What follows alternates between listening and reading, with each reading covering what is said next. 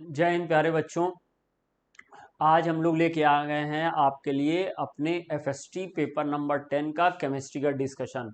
मैं यानी संजीव भाटिया आपको फर्स्ट 23 क्वेश्चन डिस्कस करूंगा, क्वेश्चन नंबर 46 से क्वेश्चन नंबर 68 तक। तो आइए बच्चों, हमारे डॉक्टर एसपी सिंह सर के इस मिशन के साथ अब पढ़ने का अधिकार सबको, डॉक्टर बनने का अधिकार भी सबको, हम लोग इस सेशन की स्टार्टिंग करते हैं। इस सेशन को स्टार्ट करते हैं और हमारे पास क्वेश्चन नंबर 46 आ रहा है। देखिए क्या कह रहा है question number 46। At a certain temperature the osmotic pressure of an aqueous solution of urea was found to be 305 mmHg। ठीक है, मुझे दिया गया है, मुझे 305 mmHg दिया गया और आगे बोल रहा है how many times the solution to be diluted. तो ठीक है, अभी इसमें डाइल्यूशन करना है तो इसको हम लोग पाई 1 मान ले रहे हैं और इसकी मोलैरिटी 1 को x मान ले रहे हैं शुरुआत में। और डाइल्यूट करने के बाद हमको जो पाई 2 है वो सर लेके आना है कहाँ पे, 61 mm पे। 61 mm पे हमको पाई 2 लेके आना है और उस समय हमें ये देखना है कि हमारा कितना, how many time solution to be diluted. अब ये मान लीजिए V1 है, V1 Y है और V2 को हमें निकालना है इन टर्म्स ऑफ डाइल्यूशन, और ये हम लोग ले रहे हैं M2। सिंपली हम लोग यहाँ पे फॉर्मूला लगा देंगे, ऐसा फॉर्मूला लगाएंगे M1 V1 बराबर M2 V2। और बेटा हम लोग को क्योंकि how many time solution to be diluted करना है तो हम लोग यहाँ पे फॉर्मूला लगा देंगे M1 bye M2 equal to V2 bye V1। तो ये V2 वो वॉल्यूम है जो V1 के कितना टाइम्स कर दे कि ये ऑस्मोटिक प्रेशर हमारे पास आ जाए। अब सर हम लोग क्या करेंगे, इस रिएक्शन को RT से मल्टीप्लाई और RT से डिवाइड कर देंगे। तो molarity M1 RT upon molarity M2 RT, ये हम लोग ने कर दिया। और जब हम लोग ने इसको RT से मल्टीप्लाई डिवाइड कर दिया, ये V2 बाय V1 बना रहा। अब बेटा आपको तो मालूम है कि पाई बराबर CRT होता है, तो ये जो है M1 RT मीन्स हो जाएगा पाई 1। CRT दैट मीन्स कंसंट्रेशन या मोलैरिटी इंटू RT होता है। तो ये फॉर्मूला आपका ऑस्मोटिक प्रेशर का आ गया, पाई 1 आ गया ऊपर और नीचे आ गया पाई 2, और V2 बाय V1 हमें निकालना है। अब पाई 1 बच्चा हमारा क्या है, 305, तो 305 आ गया। पाई 2 मुझे कितना दिया हुआ है, 61। सॉल्व कर लेते हैं, सॉल्व करके आपको मिल जाएगा इसका आंसर। 305 को 61 से हमें लग रहा है 5 टाइम्स मल्टीप्लाई कर देना चाहिए। 5 1 जा 5, 5 6 जा 30, तो 305, तो ये आ जाएगा 5 बाय 1, तो 5 टाइम्स इंक्रीज करना चाहिए। इस तरह से हमारा 46 का ऑप्शन नंबर सेकंड सही होगा। Option number second, 5 times dilution बढ़ाना होगा। नेक्स्ट क्वेश्चन की तरफ चलते हैं। दो स्टेटमेंट दिए गए हैं। Statement number 1, CH3COH and C5H5N shows negative deviation. ये बिल्कुल सही बात है, बिकॉज ये जो CH3COH है ये एसिड है, कार्बोक्सिलिक एसिड, और ये एमीन है। तो जब आप किसी ऐसे कंटेनर में ऐसे दो सोल्यूशन मिलाते हो जो आपस में रिएक्ट कर लें, तो ये negative deviation ideal solution, negative deviation non ideal solution बनते हैं। तो अभी ये यहाँ पे नेगेटिव डेविएशन शो करेगा, ये बिल्कुल सही बात है। अगर दो सॉल्यूशन है और उनके जो सॉल्यूट हैं वो आपस में इंटरमॉलिक्यूलर हाइड्रोजन बॉन्डिंग कर ले, जैसे कि क्लोरोफॉर्म और एसीटोन, या फिर वो आपस में रिएक्शन कर ले जैसे कार्बोक्सिलिक एसिड एंड एमीन, तो ये negative deviation non ideal solution बनता है। फॉर आइडियल सोल्यूशन बोल रहा है डेल्टा G इक्वल टू 0 है। आइडियल सोल्यूशन हो चाहे नॉन आइडियल सोल्यूशन हो, इसमें डेल्टा G नेगेटिव होना चाहिए, क्योंकि ये जो मिक्सिंग होती है ये स्पॉन्टेनिटी लेके आती है, तो यहाँ जीरो नहीं होना चाहिए, इसलिए ये हमारा स्टेटमेंट गलत हो गया। Statement first is correct, statement second is incorrect, तो मेरा जो ऑप्शन सही होगा वो सेकंड हो जाएगा। अब नेक्स्ट क्वेश्चन की तरफ चलते हैं। क्वेश्चन नंबर 48, 47 का हमने सेकंड किया है। द इनकरेक्ट स्ट्रक्चर इज, अब मुझे स्ट्रक्चर बनाने हैं, चलिए हम लोग स्ट्रक्चर बनाते हैं। और स्ट्रक्चर में N3 माइनस, तो N3 माइनस में ऐसे 3N एक दूसरे के अगल बगल रख देंगे और फिर क्या करेंगे कि इस N के साथ हम लोग डबल बॉन्ड बनाएंगे, इसके साथ डबल बॉन्ड बनाएंगे और ये एज्यूम कर लेंगे कि इस N पे प्लस चार्ज था, तो एक कार्बन लाइक 4 बॉन्ड बनाने लगेगा। और एज्यूम कर लेंगे कि इस N पे माइनस चार्ज था और ये ऑक्सीजन लाइक बिहेव करेगा 2 लोन पेयर ऑफ इलेक्ट्रॉन के साथ, और इस पे भी माइनस चार्ज था और ये भी 2 लोन पेयर के साथ ऑक्सीजन लाइक बिहेव करेगा। और ये हमारा एजाइड आयन है और ये एजाइड आयन लीनियर शेप का होता है। हाइड्रोजन एजाइड अगर होता यानी हाइड्राजोइक एसिड, तो वो वी शेप का होता, ये लीनियर शेप का होगा। स्क्वायर प्लेनर HCl4 सब बच्चे जानते हैं, जेनॉन लिया और इसमें 4F जुड़ेंगे इस तरीके से एक स्क्वायर प्लेन पर, और एक लोन पेयर ऑफ इलेक्ट्रॉन हमारा ऊपर होगा एक्सियल पोजीशन पे, एक लोन पेयर नीचे होगा एक्सियल पोजीशन पे। तो स्क्वायर प्लेनर भी हमें इनकरेक्ट स्ट्रक्चर ढूंढना है। HCO3 पिरामिडल होता है, जेनॉन लिया और 3 ऑक्सीजन के साथ डबल बॉन्ड बनेंगे, एक लोन पेयर ऑफ इलेक्ट्रॉन होगा, पिरामिडल शेप होगी। तो मुझे लगता है फोर्थ वाला सही हो जाना चाहिए क्योंकि यही इनकरेक्ट स्ट्रक्चर बनेगा। 3 तो हमारे सही निकल ही गए। और जो BeF2 है वो BeF2 का शेप हमें पता है लीनियर होता है, BeF2 लीनियर होता है, बट यहाँ पे टी शेप बोला गया है तो टी शेप का तो कोई सेंस ही नहीं होता, इसलिए ऑप्शन नंबर 48 का हमारा सही हो जाएगा फोर्थ। क्वेश्चन नंबर 49 की तरफ चलते हैं। If the slope of the pi ATM versus C मोल पर लीटर, तो देखो आपको ये अभी पहले क्वेश्चन में भी इक्वेशन में दिखाई थी, पाई इक्वल टू सब बच्चों ने पढ़ा होगा W/m/VRT होता है, या ज्यादा सिंपलेस्ट ढंग से अगर बात करें तो pi equal to mole upon volume RT होता है। तो pi equal to mole upon volume molarity होती है, जिसको कि हम लोग CRT के टर्म्स में दिखा सकते हैं। इसको हम लोग ऐसा लिख लेते हैं, RT पहले लिख लेते हैं और C बाद में लिख लेते हैं, RT इंटू C ऐसे लिख लिया। अब इसका हमें ग्राफ प्लॉट करना है, मान लो तो ये y एक्सिस पे ले लिया, बिकॉज हम लोग ने देखा है कि इसको हम लोग ने पाई वर्सेस C खींचा, तो पहले पाई है तो ये y एक्सिस पे आ गया, ये m आ गया, ये x आ गया, प्लस इंटरसेप्ट C आ जाएगा। तो x एक्सिस पे हम लोग ने C को लिया है, x एक्सिस पे C को लिया, y एक्सिस पे पाई को लिया, ये हमारा सर स्लोप है। तो स्लोप इक्वल टू RT आ रहा है, यहां पर हम लोग ने लिख दिया स्लोप इक्वल टू RT। अब चलिए जरा देखते हैं क्या दे रहा है।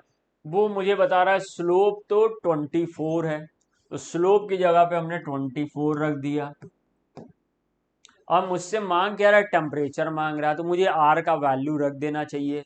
अब R के वैल्यू तो बहुत तरह के होते हैं, 0.082 होता है, 0.083 होता है, 8.314 होता है, 2 कैलोरी होता है। तो यूनिट आप अगर देखो यहाँ पे तो ये लीटर लिखा हुआ और ये ATM लिखा, यानी R की वैल्यू लीटर ATM वाली लानी पड़ेगी। और लीटर ATM वाली वैल्यू क्या होती है, 0.0821, 0.0821। तो अभी जो टेम्परेचर मेरा आएगा वो 24 को डिवाइड करूंगा 0.0821 से। तो अगर मैं 24 को 0.0821 से डिवाइड करूं तो मेरा आंसर क्या आएगा, 24 डिवाइडेड बाय 0.0821, 292.32 आ रहा। अब 292.32 एक ऑप्शन में मुझे गिवन है, तो ये आ जाएगा 292.32 केल्विन। सही मेरा आंसर हो जाएगा थर्ड इसका। नेक्स्ट क्वेश्चन के लिए चलते हैं। In which case of mixing of strong acid in strong base each of one normal concentration temperature increase is highest. तो अब भैया हमको पता है कि एसिड बेस जो टाइट्रेशन होता है वो acid base reaction neutralization reaction होती है, ये ऑलवेज एक्सोथर्मिक होती है, और जिसमें जितनी ज़्यादा एनर्जी निकलेगी जिस टाइट्रेशन में उसका टेम्परेचर उतना ही ज़्यादा राइज होगा। अब अगर हम लोग यहाँ पर पहली वाली शर्त देखें तो ये 20 ml है और इसमें 1 नॉर्मल का मल्टीप्लाई कर दो, तो इसके जो हमारा एसिड है इसका मिलिक्विलेंट 20 आया और इसका मिलिक्विलेंट 30 आया। तो यहाँ पर जो 20 मिलिक्विलेंट है वो है लिमिटिंग। सो 20 मिलिक्विलेंट इसके 20 मिलिक्विलेंट से रिएक्शन करेंगे, और इस तरीके से आपको पता है कि 1 ग्राम इक्विवेलेंट एसिड जब 1 ग्राम इक्विवेलेंट बेस से रिएक्शन करता है तो 13.7 किलो कैलोरी की हीट रिलीज होती है। अभी ये 20 मिली इक्विवेलेंट से हीट निकाल लेंगे, बाद में सबके लिए निकाल लेंगे। फिलहाल ये 20 मिली इक्विवेलेंट है तो हीट जो आएगी वो दूसरों की तुलना में ज़्यादा होगी या कम होगी, ये चेक करना। अब ये यहाँ पे 10 × 1 10 मिली इक्विवेलेंट, ये 40 मिली इक्विवेलेंट, तो इसमें 10 मिली इक्विवेलेंट लिमिटिंग है, इसमें भैया अपना 20 मिली इक्विवेलेंट लिमिटिंग था। जितने मिली इक्विवेलेंट ज़्यादा रिएक्ट करेंगे उतना ही हीट ऑफ रिएक्शन ज़्यादा होगी, उतना एनर्जी ज़्यादा रिलीज होगी, उतना टेम्परेचर बढ़ेगा। तो यहाँ पे 20 मिली इक्विवेलेंट तो 10 मिली इक्विवेलेंट से ज़्यादा टेम्परेचर 20 मिली इक्विवेलेंट बढ़ेगा। और इस तरह के क्वेश्चन की ट्रिक भी होती है कि जो चारों ऑप्शन में बराबर मिली इक्विवेलेंट हो एसिड बेस के तो उसी में हाईएस्ट टेम्परेचर बढ़ता है, तो थर्ड में बढ़ना चाहिए। फिर भी देख लेते हैं, इसका 25 × 1 25 मिली इक्विवेलेंट, इसके 25 मिली इक्विवेलेंट से रिएक्शन करेगा, दोनों ही लिमिटिंग है। तो 25 मिली इक्विवेलेंट से अभी तक जितनी हीट प्राप्त हो रही थी उन सबसे ज्यादा प्राप्त होगी। इसका 34 मिली इक्विवेलेंट है और इसका 15 मिली इक्विवेलेंट है। लिमिटिंग के अकॉर्डिंग देखते हैं, जिसका मिली इक्विवेलेंट कम होता तो इसका 15 इसके 15 से रिएक्शन करेगा, और रिएक्शन करने के बाद मुझे मिल जाएगा यहाँ पे 15 मिली इक्विवेलेंट की हीट।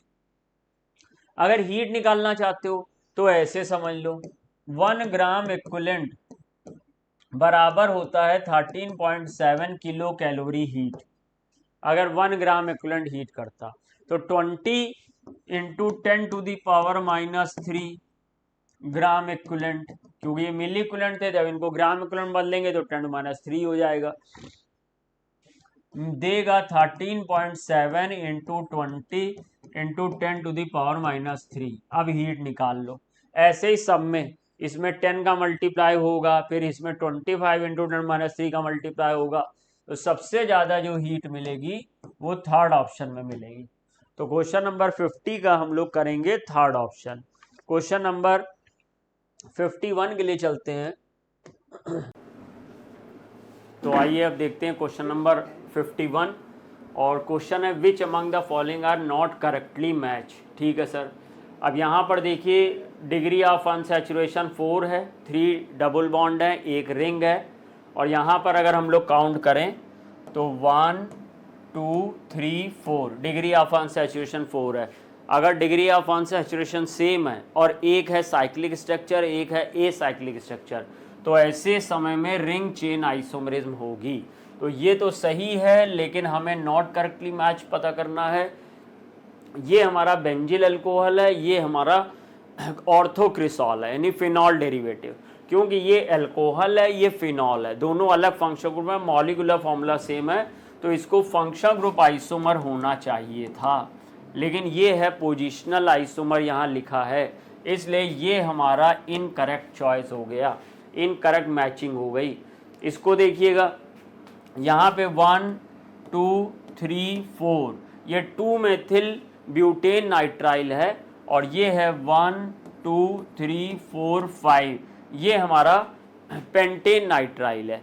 तो दोनों का वर्ड रूट अलग अलग है, दोनों का एल्क अलग है, और जब एल्क अलग होता है तो चेन आइसोमरिज्म होती है। मेन चेन में अगर कार्बन नंबर डिफर कर जाते हैं तो चेन आइसोमरिज्म होती है। तो ये मैच सही लिखा हुआ है, इसलिए ये हमारा ऑप्शन नहीं होगा। और ये हमारा एक ईस्टर है और ये हमारा साइक्लिक ईथर है, तो ये हमारा फंक्शनल आइसोमर है, इसलिए हमारा सही आंसर यहाँ पे होगा ऑप्शन नंबर 2। अब ये हमारे पास नेक्स्ट क्वेश्चन आता है जिसमें कि 2 कॉपर के इलेक्ट्रोड पोटेंशियल दिए गए और तीसरे का निकालना है। तो इस तरह के क्वेश्चन में हम लोग इस तरीके के क्वेश्चन में एक ट्रिक लगाते हैं, जैसे कि मान लीजिए ये M है और इस पे N2 प्लस चार्ज है और ये बदल रहा है M एक मेटल N1 प्लस में और यहाँ पे M पे 0 चार्ज है।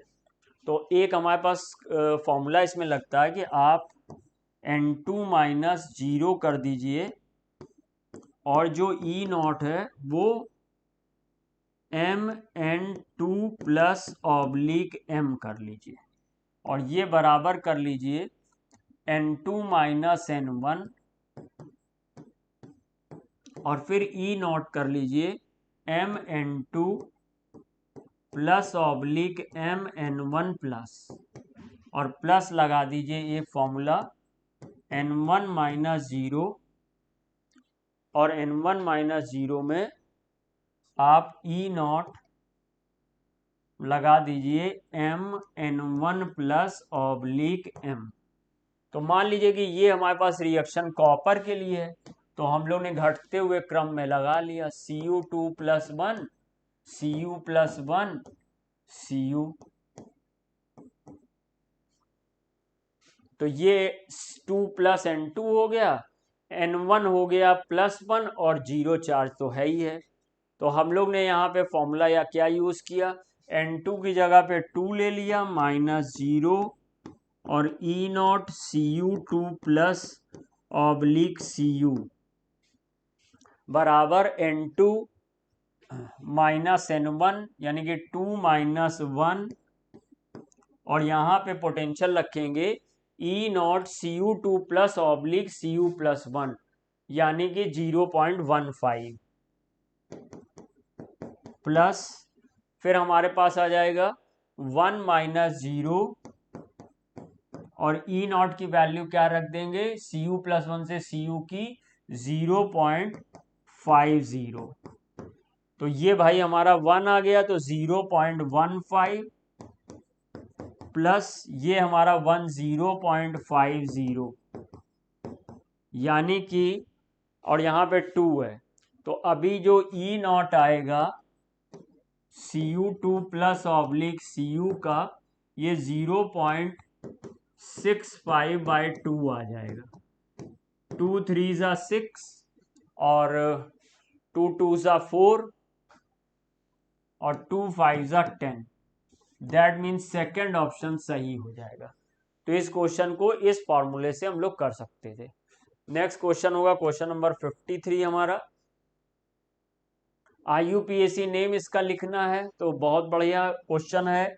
यहां से नंबरिंग स्टार्ट करेंगे 1 2 3 4 5 6 ये नंबरिंग कर लेंगे यहां से और नंबरिंग करने पे हम लोग पाई बॉन्ड को ही नंबर 1 देंगे। तो हमारे पास 2 पॉसिबिलिटीज थी, या तो यहां से ऐसे रिंग जाते नंबरिंग करते और या यहां से आते। अगर हम यहां से आते तो 2 पे एथाइल मिलता और 3 3 पे मेथाइल, यानी कि लोएस्ट लोकेंट सेट के हिसाब देखें तो इधर से अगर नंबरिंग स्टार्ट करते तो 2,3,3 आ जाता।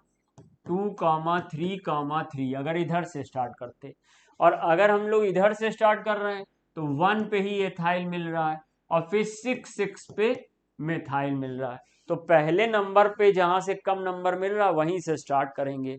सो अभी 1 पे एथाइल और 6 6 पे 2 मेथाइल, तो 1 पे एथाइल 6 6 डाई मेथाइल 1 साइक्लोहेक्सीन। जी हाँ, फोर्थ ऑप्शन सही हो गया। क्वेश्चन नंबर 54 पे जाते हैं। 53 का हम लोग ने कर लिया है फोर्थ ऑप्शन। 54 में correct reactivity order of EAR। EAR means electrophilic addition reaction. अब जो rate of electrophilic addition reaction होता है, rate of electrophilic addition reaction भैया स्टेबिलिटी ऑफ कार्बोकैटायन पे डिपेंड करता है। स्टेबिलिटी ऑफ कार्बोकैटायन के प्रोपोर्शनल होता। जितना कार्बोकैटायन इंटरमीडिएट स्टेबल होगा उतना ही ये इलेक्ट्रोफिलिक एडिशन रिएक्शन की रेट ज़्यादा होगी। अब इसमें अगर आप देखें तो ये वाला जो कार्बोकैटायन बन रहा है इस पे बेंजिल इस पे फेनिल ग्रुप से रेजोनेंस स्टेबलाइजेशन मिल रहा है और CH3 से हमको हाइपर कॉन्जुगेशन स्टेबलाइजेशन मिल रहा है 3 अल्फा H का। तो ये फोर्थ सबसे ज्यादा स्टेबल है। इस वाले कार्बोकैटायन में यहाँ पे फेनिल ग्रुप का रेजोनेंस इसको स्टेबलाइज बना रहा है, लेकिन इसके पास हाइपर कॉन्जुगेटिव H की स्टेबिलिटी नहीं है। तो 4 सबसे ज्यादा, उससे कम थर्ड, तो दैट मीन्स आंसर हो गया थर्ड। और यहां पर सेकंड वाले में आपको 3 हाइपर कॉन्जुगेटिव H की स्टेबिलिटी मिल जाएगी और इसमें कोई भी हाइपर कॉन्जुगेटिव H की स्टेबिलिटी नहीं मिलेगी। इसलिए 4 सबसे ज्यादा, फिर थर्ड, फिर सेकंड, फिर फर्स्ट। क्वेश्चन नंबर 55 की तरफ चलते हैं। इस क्वेश्चन का ऑप्शन हम लोग ने देख ही लिया था, कौन सा था? थर्ड था। अब हमारे पास ये क्वेश्चन नंबर 55 है जो काइनेटिक्स से लिया गया है। If fraction of active molecule in a chemical reaction are 10 to the power -5। तो देखो एक इक्वेशन आपने पढ़ी है और वो इक्वेशन क्या है? K इक्वल टू AE की पावर -E अपॉन RT। अब इसमें A हमारा फ्रीक्वेंसी कांस्टेंट है, इसको प्री एक्सपोनेंशियल फैक्टर भी कहते हैं। अब इस इक्वेशन में ये जो हमारे पास आर्हीनियस इक्वेशन है, इसमें जो एक्सपोनेंशियल फैक्टर है उसे हम लोग फ्रैक्शन ऑफ एक्टिव मॉलिक्यूल बोलते हैं, यानी E की पावर -CA अपॉन RT को fraction of the active molecule बोलते हैं। और ये भाई साहब आपको 10 टू द पावर -5 दिया गया है। अब अगर इसको सॉल्व करना है तो हम इसमें लॉगरिथम ले लेते हैं। तो log E की power -CA upon RT equal to हो जाएगा log E बेस 10 की पावर -5। अब ये हमारा सॉल्व होके -EA upon RT log E आ जाएगा और इसको हम लोग ऐसे लिख लेंगे 2.303 इंटू लॉग बेस 10 की पावर -5। log E का वैल्यू 1 होता है, तो मुझे यहां पे मिल जाएगा -EA upon RT equal to, ये -5 इधर आएगा तो ये बन जाएगा -5 इंटू 2.303। अब भैया टेम्परेचर देख लो, 27 डिग्री सेल्सियस है, केल्विन में रखते हैं तो टेम्परेचर मेरे को 300 केल्विन दिया गया। टेम्परेचर मेरे को पता है, आर मैं देख लूँ किस यूनिट में निकालना है, किलो कैलोरी में। तो आर मुझे किलो कैलोरी में पता है, 2 into 10 to the power -3 kilo calorie. तो आर की वैल्यू पता, सब कुछ पता, माइनस से माइनस कैंसिल हो जाएगा। तो जो ये आएगा वो ये बन जाएगा 5 इंटू 2.303, आर का value 2 into 10 to the power -3 और T 300। तो ये किलो कैलोरी में सॉल्व होके आ जाएगा। तो किलो कैलोरी में सॉल्व होके ये क्या आया?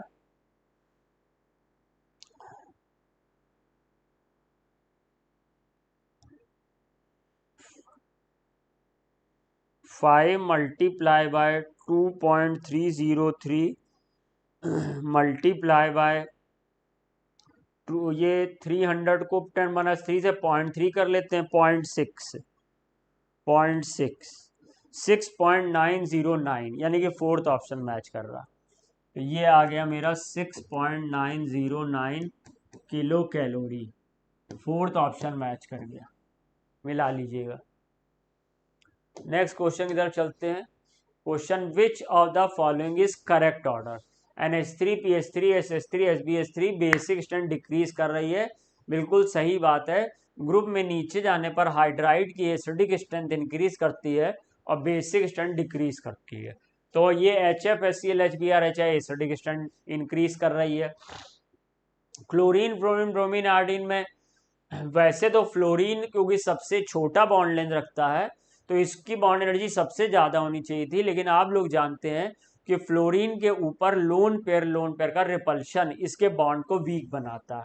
क्योंकि जितना छोटा होगा साइज उतना लोन पेयर का रिपल्शन ज्यादा होगा और ये बॉन्ड जल्दी टूट जाएगा।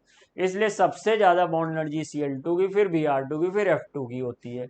इसलिए यहाँ पे सही ऑप्शन फोर्थ होगा। क्वेश्चन नंबर 56 में फोर्थ के साथ जाना चाहेंगे। क्वेश्चन नंबर 57 में मुझे यहाँ पे परसेंटेज एस करेक्टर और परसेंटेज पी करेक्टर से संबंधित एक प्रश्न दिया गया और अमोनिया दिया गया, वाटर दिया गया। तो एक बात ध्यान कर लीजिए कि अगर हमारे पास कोई ऐसा सब्सटेंस है जैसे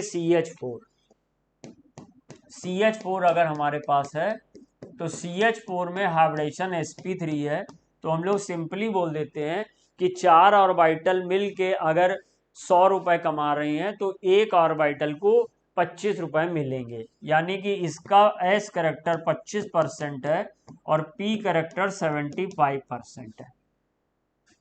लेकिन भाई जब हमारे पास सेंट्रल एटम पे लोन पेयर ऑफ इलेक्ट्रॉन होता है या सेंट्रल एटम में लोन पेयर ना भी हो, इसमें भी सही मायने में जो हमारे पास परसेंटेज एस करेक्टर निकालने का तरीका होता है उसका फॉर्मूला ये होता है cos theta equal to S minus 1, जहां पे ये जो S है ये फ्रैक्शन ऑफ एस करेक्टर है। अगर आपको परसेंटेज ऑफ एस करेक्टर चाहिए तो आप ये जो वैल्यू यहाँ आएगी इसको 100 से मल्टीप्लाई करोगे और 100 से मल्टीप्लाई करके आप निकालोगे। अब इसमें क्या हो रहा है, इसमें दो बातें आपको समझनी है क्वेश्चन निकालने के लिए। पहली बात तो ये कि अगर हमको यहाँ पर अमोनिया के लिए जाना है तो cos 107 रखना पड़ेगा, मीथेन के लिए जाना है तो cos 109.5 रखना पड़ेगा। तो ऐसे में आपको cos की वैल्यू हो सकता है ना पता हो और आप ये फ्रैक्शन ना निकाल पाए। अगर आपको थीटा की वैल्यू पता हो तो आप क्वेश्चन को सॉल्व कर लेंगे और नहीं तो क्वेश्चन को सॉल्व नहीं कर पाएंगे। तो अभी इसमें बस ये मान के चलो कि अगर बॉन्ड एंगल 109.5 है तो sp3 हाइब्रिडेशन है और अगर बॉन्ड एंगल 90 डिग्री तक आ जाए तो फिर 90 डिग्री पर अगर बॉन्ड एंगल आ गया तो समझ जाओ 90 डिग्री पे तो p ऑर्बिटल होते हैं, तो उसमें p करेक्टर 100% हो जाता और s करेक्टर 0% हो जाता अगर यहाँ पे बॉन्ड एंगल 90 डिग्री आ जाए।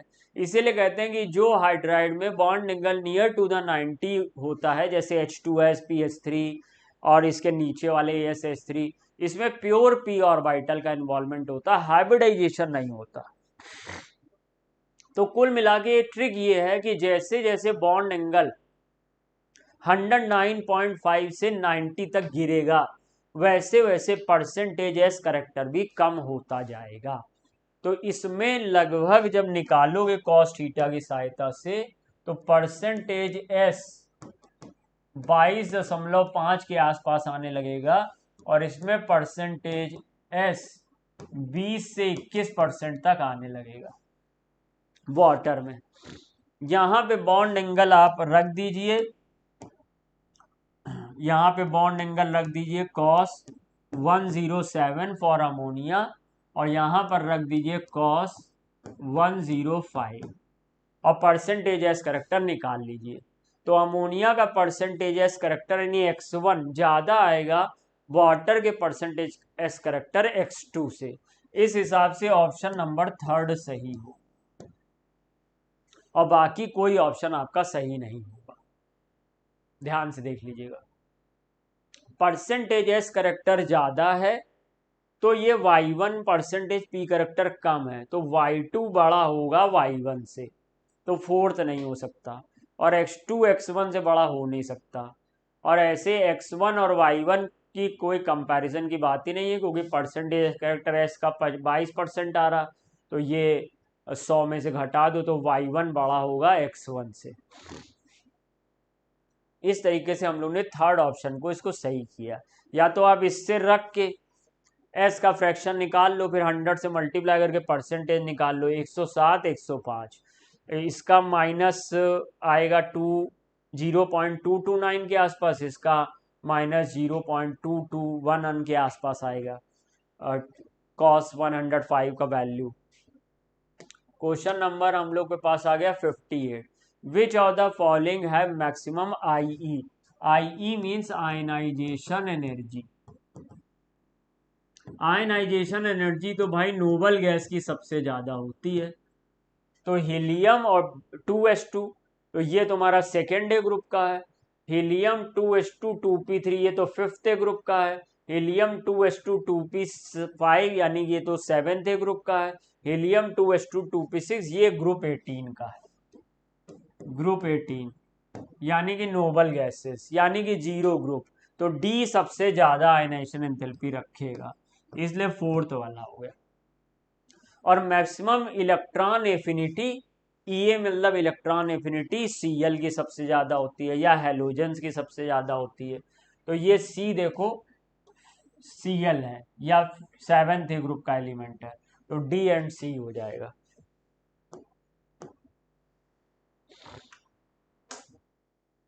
फिफ्टी 59 क्वेश्चन देखिए। Which of the following combination show bond formation p y और डी एक्स वाई। देखिए अगर मान लीजिए हम लोग ने ये एक्सेस ली और ये एक्सेस एक्स एक्सेस है, ये एक्सेस वाई एक्सेस है, तो जो डी एक्स वाई होगा एक्स और वाई प्लेन पर होगा। ठीक है सर। और उसके बाद हम लोग ले आए पी वाई, तो ये वाई एक्सिस पे ये पी वाई ले आए, तो इनके बीच में पी पाई डी पाई बॉन्ड बनेगा। तो ये तो बना रहे हैं भाई। अब ये मान लीजिए एक्स एक्सिस है, तो एक ये पी एक्स है और दूसरी ये पी एक्स है, तो सिग्मा बॉन्ड बनेगा, ये भी बनेगा। तो ऑल ऑफ दीज हो जाना चाहिए। एस तो सबसे बनाता है p x p y p z से, तो fourth. Ionization energy values of element. देखो अलग अलग आयनेशन एनर्जीज दी गई हैं। ये फर्स्ट आयनेशन एनर्जी है, ये सेकेंड आयनाइजेशन एनर्जी है, ये थर्ड आयनेशन एनर्जी है, ये फोर आयनेशन एनर्जी है। इस तरह के क्वेश्चन को करने की ट्रिक होती है, आप चारों पांचों जितनी भी आयनेशन एनर्जी दी है सबके बीच का गैप या डिफरेंस निकाल लो। जिस आयनेशन एनर्जी के बाद बड़ा अंतर आए उसी आयनेशन एंथैल्पी के नंबर के बराबर का ग्रुप नंबर होता है। जैसे अगर फर्स्ट और सेकंड में बड़ा अंतर आ जाए तो ग्रुप 1 होगा, सेकंड और थर्ड में बड़ा अंतर आ जाए तो ग्रुप 2 होगा। देखो यहाँ पे 284 412, तो ये लगभग मान लो 100 का अंतर आ रहा है लगभग। 412 656, तो ये लगभग 250 के आसपास का अंतर आ रहा है, 230 का। और ये 656 और 3210, तो यहाँ 2500 की रेंज में डिफरेंस आ रहा है, क्योंकि थर्ड आयनेशन एनर्जी के बाद बड़ा डिफरेंस आ रहा है। इसलिए वैलेंस इलेक्ट्रॉन 3 होंगे, क्योंकि ये थर्ड ए ग्रुप का एलिमेंट होगा, इसलिए थर्ड ऑप्शन सही होगा। क्वेश्चन नंबर 60 का हम लोग ने ऑप्शन किया थर्ड। क्वेश्चन नंबर 61 पे चलते हैं। ICl4, पहले तो इसका हाइब्रिडेशन निकालें। ICl4 का क्या है हाइब्रिडेशन? तो ICl4 में 1 Cl 2 Cl 3 Cl 4 Cl, और फिर I पे माइनस मान लो रख दें, I पे माइनस रख दिया, तो हम लोग ने ICl माइनस 4, तो ऐसे बनाना चाहिए स्ट्रक्चर। ये स्ट्रक्चर ये बना लेते हैं। I यहाँ पे रख दिया, 1 Cl 2 Cl 3 Cl 4 Cl square planar shape, और I पे माइनस है। I के पास वैलेंस शेल में 7 इलेक्ट्रॉन होते, एक माइनस आ गया, 8 हो गए। तो एक लोन पेयर ऊपर और एक लोन पेयर नीचे।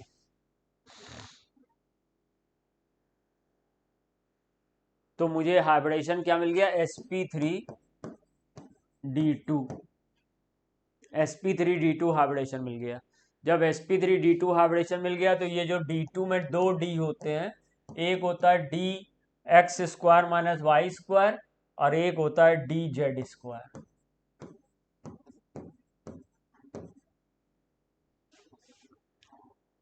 यानी कि ऑप्शन नंबर फर्स्ट सही होगा, 61 का फर्स्ट सही हो जाएगा। क्वेश्चन नंबर 62, सॉल्युबिलिटी प्रोडक्ट दिया गया है, ठीक है। तो Ag2CrO4 2Ag plus CrO4 2 minus में ब्रेक होगा। मान लो इसकी सॉल्युबिलिटी S है तो ये 2S होगा, ये S होगा। और ये सिल्वर नाइट्रेट भी दिया हुआ है यहाँ पे। सिल्वर नाइट्रेट स्ट्रॉन्ग इलेक्ट्रोलाइट है क्योंकि इसमें नाइट्रेट लगा, तो इसकी मोलरिटी 0.1 है। तो सॉल्यूशन के अंदर Ag की नंबर बढ़ जाएगी तो ये 0.1 हो जाएगी। अब फॉर्मूला हम लोगों ने KSP का लगाया, KSP equal to 2S plus 0.1 की पावर 2 और इंटू S। KSP का वैल्यू कितना दिया, 1.1 into 10 to the power minus 12 equal to, अब ये 2S इसके आगे नेग्लिजिबल हो जाएगा क्योंकि ये वीक इलेक्ट्रोलाइट है, ये स्ट्रॉन्ग इलेक्ट्रोलाइट है। तो 2S 0.1 के आगे नेग्लिजिबल हो जाएगा, तो इसको अप्रोक्सीमेट 0.1 ही मान लेंगे। तो पावर 2 है तो 0.1 इंटू 0.1, सॉल्युबिलिटी निकालनी है। तो सॉल्युबिलिटी ये नीचे जाएगा, 1.1 into 10 to the power minus 10 बन जाएगा। That means second option correct हो जाएगा।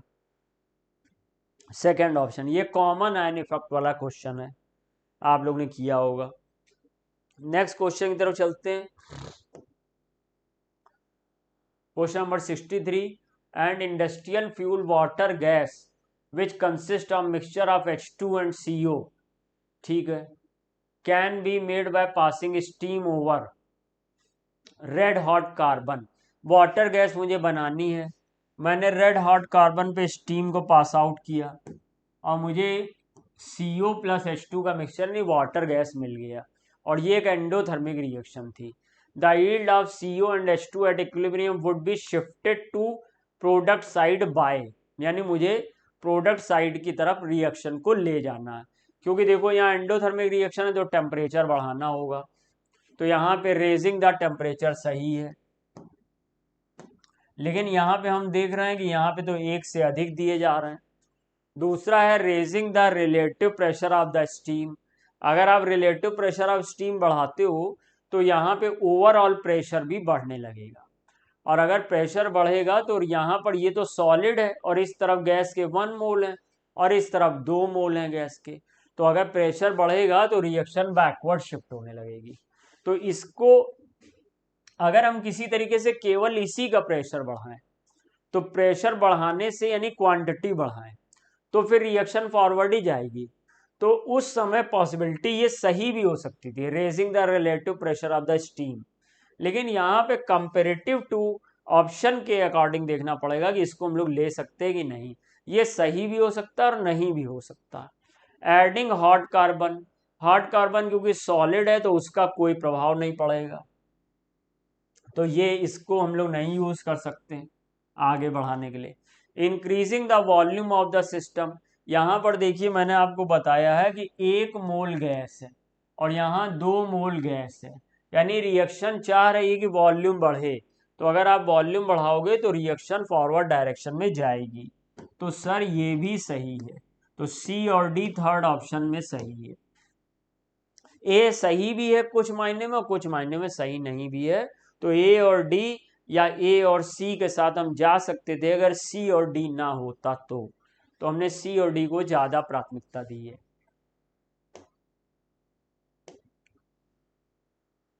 Equilibrium constant Kp for the reaction, okay, ये रिएक्शन एक दी गई है और इसमें मुझे क्या क्या बताया गया है, Kp बताया गया है, Kp बताया गया 0.82 atm, तो ये Kp का ये प्रेशर ऑफ CO2 हो गया, बिकॉज इस रिएक्शन में ये तो सॉलिड है तो Kp बराबर पार्शियल प्रेशर ऑफ CO2।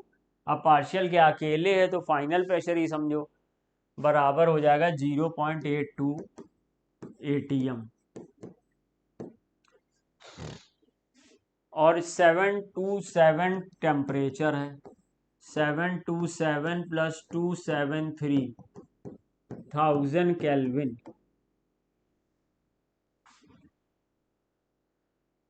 और ये 20 लीटर में रखा गया है, V equal to 20 litre. Amount of CaCO3 जो डिसोशिएट वो बताना है। मान लो इसमें हमारे पास A मोल था और A में से X डिसोशिएट हुआ, तो X मोल ही CO2 बना। तो अगर CO2 के मोल निकाल लोगे तो वही कैल्शियम कार्बोनेट का डिसोशिएटेड मोल होगा, लेकिन आपको ग्राम चाहिए अगर, तो फिर मोलर मास से मल्टीप्लाई कर देना। तो हम लोग फॉर्मूला लगा लेते हैं, PV equal to NRT। P हम लोग रख देते हैं 0.82, वॉल्यूम हम लोग रख देते हैं 20, मोल निकालना है और हम लोग ATM और लीटर में चल रहे हैं तो 0.0821 ले लेते हैं। टेम्परेचर 1000 केल्विन का। अब मोल निकालने जाइए, तो मोल 0.82 उससे कैंसिल हो जाएगा, तो मोल आ जाएगा 0.2 मोल आ रहा। 0.82 मल्टीप्लाई बाय 20 डिवाइड बाय 0.0821, या केवल 0.082 रख लेते कैंसिल करने के लिए, 1 हटा देते हैं यहां से तो इजीली कैंसिल हो जाएगा। तो ये 0.2 आ रहा, 0.2 मोल आ गया। तो कैल्शियम कार्बोनेट का डिसोशिएटेड मोल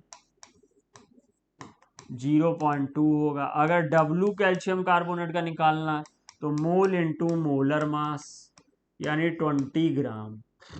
तो आंसर हो गया है थर्ड, 20 ग्राम आंसर हो गया है थर्ड।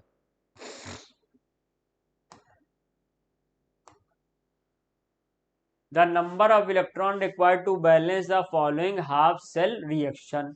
तो नंबर ऑफ इलेक्ट्रॉन बैलेंस करना है, SO3 2 माइनस SO4 2 माइनस। दो तरीके हैं, पहला तरीका इसका ऑक्सीडेशन नंबर +4 है, इसका ऑक्सीडेशन नंबर +6 है। अंतर 2 का आ रहा है तो 2 इलेक्ट्रॉन का अंतर होगा। अब क्योंकि यहाँ पर +4 से +6 हो रहा है तो ये 2 इलेक्ट्रॉन लॉस करेगा, तो इस साइड 2 इलेक्ट्रॉन ऐड होंगे, तो 2 इलेक्ट्रॉन टूवर्ड्स राइट। क्योंकि इलेक्ट्रॉन को कभी माइनस करके नहीं दिखाया जाता, प्लस करके ही दिखाया जाता, तो ये ऐसे हो गया। या अगर आपको बैलेंस करना है तो ये 1 सल्फर, ये 1 सल्फर, ये 3O है, ये 4O है, तो O की कमी हम लोग पूरी करेंगे वाटर से। तो हमने एक वाटर यहाँ पे जोड़ दिया, तो ये देखो O भी पूरे हो गए। अब यहाँ पर 2H एक्स्ट्रा आ गए हैं, तो H की कमी करेंगे 2H प्लस से। अब यहाँ पे -2 और +2 न्यूट्रलाइज हो गया, इधर -2 है, तो चार्ज को संभालने के लिए 2 इलेक्ट्रॉन ले आएंगे, तो आंसर फर्स्ट हो जाएगा।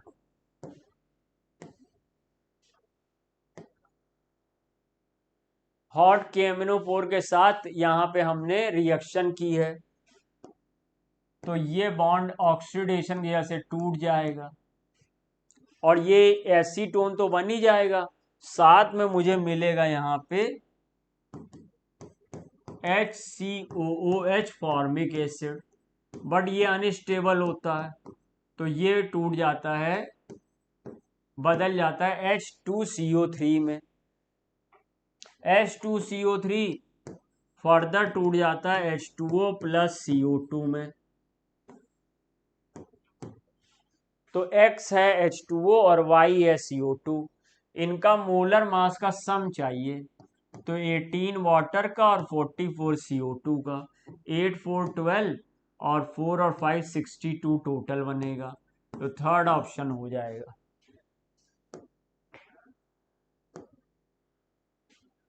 बहुत आसान, पॉजिटिव मीजोमेरिक इफेक्ट बताना है, किसका सबसे ज्यादा किसका सबसे कम। तो NH2 में N की इलेक्ट्रोनेगेटिविटी कम है, तो इसका मीजोमेरिक इफेक्ट OH से ज्यादा होता है। OH और OR में OH को ज्यादा मानते हैं, उसके स्टेरिक फैक्टर्स होते हैं। और इसमें ये हमारा क्योंकि इलेक्ट्रॉन यहाँ रेजोनेंस में भी लग रहा है तो थोड़ा सा कम प्रोवाइड कराता है, इसलिए सही ऑप्शन थर्ड हो जाएगा, 67 का थर्ड। हमारे पार्ट का लास्ट क्वेश्चन हम लोग देखेंगे, क्वेश्चन नंबर है 68। क्या कह रहा है क्वेश्चन नंबर 68?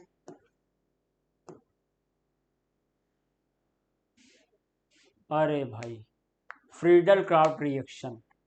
तो फ्रीडल क्राफ्ट एसाइलेशन रिएक्शन है, तो कोई बड़ी बात नहीं है। Bromo ortho and para directing है। ऑर्थो पे स्टेरिक फैक्टर की वजह से अनस्टेबिलिटी होगी, तो पैरा मैक्सिमम होगा। तो इसमें सेकंड ऑप्शन हम लोग को लेना चाहिए। ये तो डायरेक्ट करने वाला क्वेश्चन था, तो सेकंड ऑप्शन सही हो जाएगा। तो इस तरीके से मैंने अपने पार्ट के फर्स्ट 23 क्वेश्चन आप लोगों को डिस्कस किए। उम्मीद है समझ पाए होंगे आप लोग।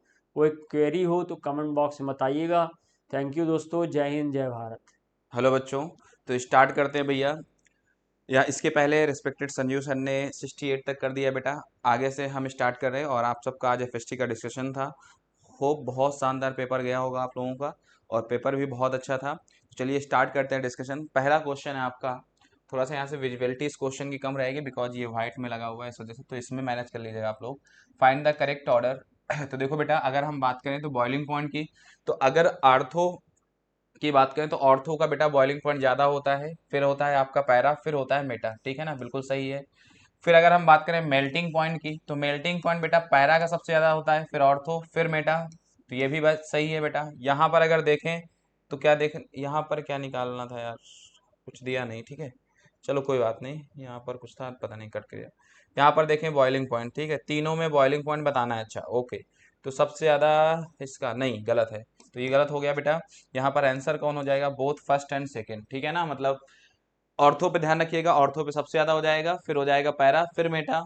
और यहाँ पर बेटा बॉइलिंग मेल्टिंग पॉइंट की बात करेंगे तो पैरा का सबसे ज्यादा, फिर ऑर्थो, फिर ठीक है। इसमें रीजन आप मतलब पता करिए, ये चीज आप याद रखिए, क्योंकि इसमें रीजन आप एक्सप्लेन करेंगे तो बहुत टाइम वेस्ट हो जाएगा। ठीक है ना, कोई रीजन नहीं है, आप सीधा याद रखिए। ठीक है ना, चलिए अगले क्वेश्चन की तरफ बढ़ते हैं भैया। अगला क्वेश्चन कह रहा है आपका, ये देखिए डेटा के अकॉर्डिंग दिया गया है आप सबका बॉइलिंग पॉइंट और मेल्टिंग पॉइंट। एनसीईआरटी में आप देखेंगे, अगर हम बॉइलिंग पॉइंट की बात करें तो सबसे ज्यादा किसका होता है, ऑर्थो का। उसके बाद होता है आपका 446 से 448, तो पैरा, फिर आ गया आपका मेटा। मेल्टिंग पॉइंट की बात करें तो सबसे ज्यादा मेल्टिंग पॉइंट होता है देखो पैरा का, फिर उसके बाद आ जाएगा आपका 256 आर्थो, फिर आपका मेटा। ठीक है ना, तो भैया एनसीईआरटी 169 पेज नंबर से लिया गया था ये क्वेश्चन। चलिए अगला क्वेश्चन अगर बात करें बेटा, तो देखो कह रहा है कि in which of the following reaction स्टिचिव बेस विल बी फॉर्म। तो देखो बेटा एल्डिहाइड होना चाहिए, एल्डिहाइड या कीटोन। ठीक है, और यहाँ पर क्या है आपका 1 डिग्री अमाइन, तो कुछ नहीं, H2O बाहर कर दो, H2O बाहर करोगे, H2O बाहर कर दो, तो बाहर करोगे तो ये बन जाएगा आपका। यही आपका किसका काम करता है, स्टिफ फेस का। ठीक है ना, स्टिफ बेस क्लियर हो गया, सिफ बेस क्लियर हो गया बेटा, कोई दिक्कत बताओ, सिफ बेस। ठीक है, चलो बाकी का नहीं होगा। तो देखते हैं, ये आपका अमाइन चैप्टर में दिया गया है बेटा, देखो ध्यान से। अगर हम देखें यहाँ पर तो देखो बेटा, अमाइन रिएजेंट ले लिया है यहाँ पर। ठीक है, तो ये देखो सब्स्टिट्यूटेड इमीन बनाता है, जिसी को हम क्या बोलते हैं, सिचिफ बेस, सिफ बेस। ठीक है ना, सिफ बेस। तो पेज नंबर आज एनसीईआरटी में अगर देखें तो 238 है पेज नंबर इसका। चलो भैया आगे क्वेश्चन देखो। देखो अब ये क्वेश्चन बहुत इंपॉर्टेंट क्वेश्चन है। ठीक है ना, अगर हम देखें तो देखो यहाँ पर CH3 CHO CH2 CHO, तो इसको लिख लेते हैं, विजिबिलिटी होगी नहीं तो CH3 CH2 और CO और H। फिर यहाँ पर लिया गया भैया H, इसको इस तरीके से लिख लीजिएगा CH और एक H यहाँ पर, तो अल्फा बीटा, बीटा हाइड्रोजन। ठीक है, तो H प्लस निकलेगा यहाँ से, और ये आपका फॉर्मेल्डिहाइड लिया गया है साथ में। ठीक है ना, तो ये बॉन्ड टूटेगा माइनस प्लस, यहाँ पर ये बॉन्ड टूटेगा माइनस, ऐड कर दो इससे, तो देखो बेटा क्या आ गया, CH3 CH के साथ क्या लगा है, CHO ग्रुप, और इस कार्बन से ऐड हो जाएगा ये वाला कार्बन COH, और यहाँ पर HH मतलब CH2OH। तो इसको इस तरीके से लिख देना, CH2OH। देखो आंसर आ गया आपका, ठीक है। बीटा का H आपने यूज किया है, अल्फा बीटा। अब यहाँ पर अगर देखें तो देखो यहाँ पर क्या बन गया आपका, CH3CHO, ठीक है, CH। तो आंसर कौन सा हो जाएगा भैया, फोर्थ हो जाएगा। कौन सा हो जाएगा, फोर्थ, ठीक है बेटा। अरे भैया एल्डोल कंडेंसेशन पे जाओगे, आपको वहां पे मिल जाएगा, ठीक है ना। कंप्लीटली नहीं होगा कि फर्दर आप H2O बाहर निकाल के डबल बॉन्ड, ठीक है, वो नहीं करना आपको क्योंकि हीट थोड़ी किया गया है, हीट किया जाता है तब आप वैसा करते हैं। क्लियर हो गया बेटा, कोई दिक्कत हो तो बताओ, ठीक है। चलो अगला क्वेश्चन। अब यहाँ पर देखो दिया गया ये एल्डोल कंडेंसेशन, ठीक है, वहां से मिल जाएगा। ये देखो फर्दर हीट करोगे तो H2O बाहर हो जाएगा, तो इन, ठीक है। अगला क्वेश्चन देखो भैया, कह रहा है कि reaction of thionyl chloride with white phosphorus. तो व्हाइट फास्फोरस ले लिया P, थायोनिल क्लोराइड SOCl2 ले लिया भैया। यहाँ से क्या मिलेगा, ठीक है। फिर कह रहा है कि phosphorus form a compound A, तो यहाँ से कंपाउंड A मिलेगा, ठीक है ना। तो यहाँ से देख लेते हैं, यहाँ से PCl3 मिल जाएगा, ठीक है, और साथ में मिलेगा आपका P SO2 और H2Cl2, SO2 और, यहाँ पे मोल ओल नहीं दिया तो हम बैलेंस कर नहीं रहे, ठीक है, नॉर्मल है। फिर कह रहा है which on hydrolysis gives B। तो इसकी हाइड्रोलिसिस करा दो बेटा PCl3 की। तो PCl3 की हाइड्रोलिसिस कराओगे तो Cl3 है 3 मोल, तो यहाँ से बन जाएगा आपका H3PO3, ठीक है। और बाई प्रोडक्ट में देखो बेटा 3H2O। अब ठीक है, ठीक है। तो H3PO3 और H और 3, तो क्या मिल जाएगा यहाँ पे 3HCl, ठीक है। बैलेंसिंग नॉर्मल है, वो आप कर लीजिएगा क्योंकि हमसे मेन प्रोडक्ट पूछा गया है। तो भैया ये आपका क्या हो गया, A हो गया, और ये आपका हाइड्रोलिसिस कराने के बाद क्या बन गया, B। तो A आपका PCl3 है, तो PCl3 यहाँ पर ये हो गया, और B आपका H3PO3 है। तो आंसर कौन सा हो जाएगा बच्चों, सेकंड। ये रिएक्शन देख लीजिए, व्हाइट फॉस्फोरस, ठीक है ना। चलो आगे देखो भैया, PYQ मॉडिफाइड है ये। विच of the following represent the correct order of metallic character of the given element. तो भैया मेटालिक करेक्टर की बात करें तो ऑब्वियस सी बात है भैया, टॉप टू बॉटम क्या होता है मेटालिक करेक्टर, बढ़ता है, लेफ्ट राइट क्या होता है, घटता है, ठीक है ना। चलिए, तो अब अगर देखें तो सिंपल सा तरीका भैया किसका किसका, मैग्नीशियम, पोटेशियम और बेरिलियम और सिलिकॉन। तो अगर हम बात करें पोटेशियम सबसे लेफ्ट का है और सबसे बॉटम साइड का है, तो पोटेशियम का सबसे ज्यादा हो जाएगा, फिर मैग्नीशियम, बेरिलियम में मैग्नीशियम नीचे आए हैं बेरिलियम के नीचे, उसके बाद बेरिलियम, उसके बाद क्या आ जाएगा आपका सिलिकॉन। ये ऑर्डर हो जाएगा बेटा किसका, मेटालिक करेक्टर का। तो देखते हैं, सबसे ज्यादा पोटेशियम, फिर बेरिल मैग्नीशियम, फिर बेरिलियम, फिर सिलिकॉन। तो इसमें तो कुछ है नहीं, नॉर्मल क्वेश्चन था आपका, बहुत ही आसान क्वेश्चन था भैया, ठीक है ना, कोई दिक्कत है ही नहीं इसमें। ये देखो दिया दिया भी दिया गया है यहाँ पर, अगर आप देखो तो। चलो अगला क्वेश्चन देखो भैया, ठीक है। अब यहाँ पर अगर हम देखें तो O+Na- ये दिया गया है आपको, तो आप एक बात बोलिए कि X क्या बनेगा। यहाँ पर साथ में दिया गया CO2 और H+, तो X बन जाएगा आपका सैलिसिलिक एसिड। क्या बन जाएगा, सैलिसिलिक एसिड, COOH और OH, सैलिसिलिक एसिड बन गया। अब इसका कह रहा है इससे क्या बनना है, एस्प्रिन। क्या बनना है, एस्प्रिन। तो इसका क्या करा दो, एसाइलेटन करा दो, ठीक है ना। तो यहाँ पर अगर हम देखें तो आप क्या ले लोगे, एनहाइड्रस। क्या ले लोगे, एनहाइड्रस, मतलब इसकी रिएक्शन कराओगे CH3C double bond O anhydride के साथ, ठीक है, एसाइलेटिंग रिएजेंट हो जाएगा आपका, और यहां से आपको क्या मिल जाएगा भैया, एस्प्रिन। क्या मिल जाएगा, एस्प्रिन, ठीक है ना। तो प्रोडक्ट मिल जाएगा। तो आपसे ये वाई पूछा गया था ये, तो ये आपका बेटा क्या दिया है, वाई।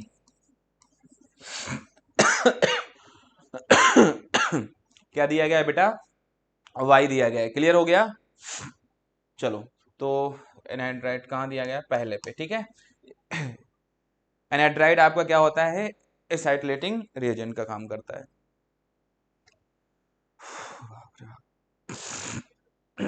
चलो अगला क्वेश्चन देखो, ये देखो लिखिए रायमंड टाइमंड, ठीक है ना, कोई दिक्कत। अब फर्दर करोगे, ये बन गया है आपका। इसके बाद की अगर हम बात करें तो यहाँ पर क्या हो जाएगा आपका, फर्दर रिएक्शन करा दो तो क्या बन जाएगा, एस्प्रिन, किसके साथ, एनहाइड्राइड के साथ। चलिए, ये आपका एनसीईआरटी 213 में दिया गया है 12th में। अगला क्वेश्चन अगर हम बात करें, the number of stereo centre present in cyclic structure of glucose. तो भैया साइक्लिक स्ट्रक्चर ऑफ ग्लूकोज बनाने का सबसे आसान है, ऑक्सीजन रख दो एक जगह पे, बन गया, ठीक है ना। अब आपको क्या करना है, एच और ओ एच लगा दो। तो देखो ओ एच एच, फिर इसको लगा दो उल्टा, तो यहाँ पर ओ एच एच, यहाँ पर हो जाएगा ओ एच एच। इतना काम सब लोग कर देंगे, एच और ओ एच, इतना काम आपको करना है, ठीक है ना। अब एक लास्ट बचा, नीचे क्या होता है, CH2OH लास्ट में एकदम होता है, तो वहां पर सीधा सीधा लिख दो CH2OH और यहाँ क्या आ गया आपका H। ये बन के तैयार हो गया। अब अगर हम यहाँ पर ध्यान से देखें, अगर हम यहाँ पर ध्यान से देखें तो देखो आपसे पूछा गया स्टीरियो सेंटर, तो भैया एक ये हो गया, दो हो गए, तीन हो गए, चार हो गए, और ये क्या हो गया, पांच। तो टोटल कितने भैया, पांच। तो स्टीरियो सेंटर यहाँ पर हो जाएंगे आपके 5। कितने हो जाएंगे बेटा, 5। चलो भैया अगला क्वेश्चन देख लेते हैं यहाँ पे, ठीक है ना। अगर हम बात करें अगले क्वेश्चन की, ये देख लो बेटा, ये दिया गया है, यहाँ पर भी काउंट कर सकते हैं आप लोग, ठीक है ना। ये दिया गया है तो देखो 1 2 3 4 और 5, ठीक है। ये आपका साइक्लिक स्ट्रक्चर क्या है, ग्लूकोज का साइक्लिक स्ट्रक्चर है, ठीक है ना बच्चों, ग्लूकोज का साइक्लिक स्ट्रक्चर। चलो भैया अगला क्वेश्चन देखते हैं। स्टेटमेंट पहला देखो, generally hydroxide of lanthanoid is basic in nature, बिल्कुल सही है बेटा। लैंथेनॉइड, ठीक है ना, जनरली क्या होता है, मेटल, और कौन सा नेचर शो करेंगे, बेसिक नेचर, ठीक है ना। हाँ, इलेक्ट्रोनेगेटिविटी कम होगी। तो देखो statement second, the common oxidation state of the lanthanoid is +3, बिल्कुल सही है। जितने भी लैंथेनॉइड होते हैं उनकी कॉमन ऑक्सीडेशन स्टेट +3 होती है। अरे इसके अलावा भी होती है, लेकिन कॉमन पूछ लिया जाता है, तो कॉमन आपको याद रखना है कितनी होती है, +3। तो भैया दोनों स्टेटमेंट क्या है आपके, करेक्ट। तो first and second statement are correct, दोनों के दोनों क्या है भैया, सही है, ठीक है ना। Both statement is correct. चलो अगला क्वेश्चन, ये दिया गया भैया, ठीक है। यहाँ पर देखो सारा कुछ लिखा हुआ है, 109 12th के NCERT D and F block element में। फिर देखो आपसे कह रहा है कि चूज द करेक्ट मैच। अब अगर यहाँ पर देखें, बिल्कुल नहीं दिख रहा होगा आप सबको, दिख रहा है क्या भैया, नहीं दिख रहा। चलो तो अब देखते हैं, यहाँ पर हम इसको लिखना पड़ेगा हमें। तो अगर हम यहाँ पर बात करें तो यहाँ पर लिखा है प्लेटिनम, हमें भी यहाँ नहीं दिख रहा, ठीक है ना। थोड़ा सा ये टाइपिंग में हो गया है। NH3, फिर दिया गया ब्रोमीन, फिर दिया गया आई, फिर दिया गया H2O, ठीक है। ये तो बेटा आपको बता दें कि ये जो टाइप है लिगेंड का, ये है M, और सबके सब मोनोडेंटेट लिगेंड, तो ABCD। और इसके आइसोमर्स की बात करें तो इसके आइसोमर्स होते हैं बेटा कितने, 3। कितने होते हैं, 3, ठीक है ना। क्लियर हो गया। तो भैया ए के 3 आइसोमर्स बन जाएंगे। ये टाइप याद रखना अब यार, बना के थोड़ी एग्जाम में देखोगे ना, टाइप याद रखिएगा बस, काम हो जाएगा आप सबका। फिर देखो दूसरा लिखा हुआ है बी, यहाँ पर लिखा है साहब, तो यहाँ पर देखते हैं, बी लिखा हुआ है आपका, यहाँ पर दिख रहा होगा COEN का होल ट्वाइज, और साथ में क्या है, NH3 का होल ट्वाइज, ये दिया गया है, ठीक है ना। बी आपका ये दिया गया भैया, ठीक है ना, कोई दिक्कत। अब अगर हम यहां पर बात करें तो इसके कितने आइसोमर्स होंगे, तो देखो अगर हम यहां पर देखें तो पहला भैया ये टाइप कौन सा है भैया, टाइप है ये आपका MAA बाइडेंटेट लिगेंड 2, और यहां पर मोनोडेंटेट मतलब B2, ये टाइप दिया गया है, ठीक है ना बेटा। ये प्रॉपर दिखाई दे रहा होगा, ठीक है। अब इसकी बात करें तो इसके टोटल कितने बनेंगे, 3। कैसे, पहले तो 2 बनेंगे आपके कौन से, सिस और ट्रांस, और सिस के यहाँ फर्दर 2 बनेंगे कौन से, एनेंसोमर शो करेगा, तो एक बन जाएगा D, ठीक है, सिस, और एक कौन सा, S, सिस D और सिस S, L सॉरी, डेस्टोलियो, ठीक है। क्लियर हो गया। तो टोटल कितने बन गए, 1 2 3, क्योंकि ऑप्टिकली एक्टिव होगा, ऑप्टिकली इनएक्टिव होगा, तो इसके नहीं बनेंगे। तो टोटल कितने बन गए भैया, 3, तो यहीं पर आ जाएगा ठीक है। अब देखो अगला कह रहा है CONH2 सॉरी NH3 का होल ट्वाइस Cl2। यार ये दिखाई नहीं दे रहा यहाँ पे, यहाँ पर भी नहीं दिख रहा, चलो बताते हैं। ये दिया गया NH3 का होल 4, चलो हम यहाँ लिख दे रहे हैं। थर्ड जो दिया गया सी, ये बेटा थोड़ा सा आज हम बोल देंगे, यहाँ पे यार क्वेश्चन ही नहीं दिखाई देता है। 4 और Cl2 ये क्वेश्चन दिया गया, तो इसका टाइप देखें तो क्या हो जाएगा, MA4B2 टाइप है, MA4B2। तो इसके सिर्फ कितने बनेंगे भैया, इसके सिर्फ और सिर्फ कितने बन जाएंगे, दो। MA4B2 दोनों के ए बी क्या है, मोनोडेंटल, तो 2 बनेंगे। तो 2 ये हो जाएगा आपका, ठीक है। Q हो गया, अरे यार कुछ भी नहीं दिख रहा, PQRS, ठीक है। अब ठीक है, अब लास्ट बचा है आपका, ठीक है ना। तो लास्ट वाला कहाँ एक्सप्लेन करें यार, चलो देखो यहाँ पे कर लेते हैं, ठीक है। लास्ट वाला दिया गया था, यहाँ कुछ दिख ही नहीं रहा भाई, हाँ दिख रहा है, SCN का होल ट्वाइज और NH3 का होल ट्वाइज। देखो प्लेटिनम SCN का होल ट्वाइज और NH3 का होल ट्वाइज, ये दिया गया भैया, ठीक है। अब ध्यान देना, अगर हम यहाँ पर बात करें आपसे, सबसे पहले अगर हम बात करें तो इसके कितने बन जाएंगे भैया, सीधे सीधे दो बन जाएंगे, सिस और ट्रांस। कितने बन जाएंगे, सिस और ट्रांस। फिर देखो इसको ऐसे लिख लो, ये देखो ये आपका क्या है भैया, एम्बिडेंट न्यूक्लियोफाइल है, सॉरी एम्बिडेंट लिगेंड है, और एम्बिडेंट लिगेंड है तो आप कह सकते हो कि ये लिंकेज आइसोमर्स भी शो करेगा। तो जब शो करेगा तो इसको आप लिख सकते हो NCS sorry whole twice NH3। तो भैया सॉरी थोड़ा तबीयत नहीं सही है भाई, जुकाम बुखार, मौसम बहुत खराब चल रहा है, ठीक है। तो भैया यहाँ पर देखें तो इसकी भी दो हो जाएंगे सिस ट्रांस, ठीक है ना। अब हम क्या करते हैं, इसको अलग अलग लिखें, प्लेटिनम। अब NCS कितने हैं, दो, ठीक है ना। तो इसको हम लिख लेंगे, एक ले लें NCS और एक ले लें SCN, एक ले लें NCS और एक ले लें SCN, ठीक है। और एक ले लें आपका NH3 का होल ट्वाइज। तो भैया इसके भी कितने बन जाएंगे आपके, दो बन जाएंगे सिस ट्रांस, ठीक है बच्चों। तो ऐसे याद रखना है, ठीक है, हाँ ये याद रखना, एम्बिडेंट लिगेंड है और इसके लिंकेज भी शो करेंगे आइसोमर्स। तो इस तरीके से आप काउंट करो कितने हो गए, 1 2 3 4 5 6, कितने हो गए, 6। समझ में आया भैया, कोई दिक्कत हो बताओ। तो देखो आंसर आपका क्या हो जाएगा, आ जाते हैं भैया, इसके कितने करेंगे, 6 करेंगे। तो देखो यहां पर दिया था A, पूरा क्वेश्चन नहीं दिख रहा, B C और D। तो A और B का हो जाएगा आपका R, तो A का R देखो इन तीनों में है, ठीक है। B का R इसमें है, इसमें है। और C का क्या हो गया आपका, C का हो गया Q। यार दोनों में दिया है, मतलब पूरे देखने पड़ेंगे, बगैर पूरे किए सॉल्व नहीं होता। और इसका P दिया गया है, तो भैया पहला ऑप्शन हो जाएगा भैया, ठीक है ना। मैच कर लीजिएगा, हो सकता है आपको नहीं दिखाई दे, तो हमने ये अलग से कर दिया है, ठीक है बच्चों। तो आपको फोन में दिखाई देगा, बोर्ड में बहुत ज्यादा बड़ी स्क्रीन हो जाती है तो फटने लगता है।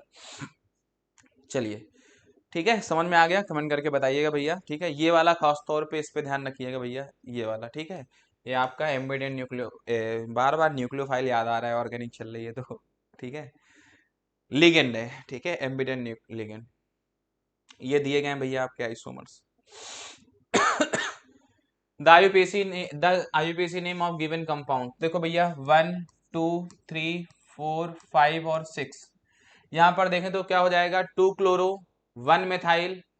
देखो बेटा सीधे सीधे Cl है, C M और N, तो 2 क्लोरो लिखा है यार, 2 क्लोरो 1 मेथाइल, एक पे मेथाइल है, 4 पे नाइट्रो है और बेंजीन। बहुत आसान क्वेश्चन है, कुछ है ही नहीं इसमें, ठीक है। अगला क्वेश्चन देखो भैया, ये दिया गया है, ये ऑर्डर है, सीक्वेंस है, ठीक है। चलो, विच of the following intermediate has complete octet, तो भैया एक ही होता है carbocation कार्बेनाइन carbon free radical carbene में, ठीक है ना। मैं आपको बता दूं, देखो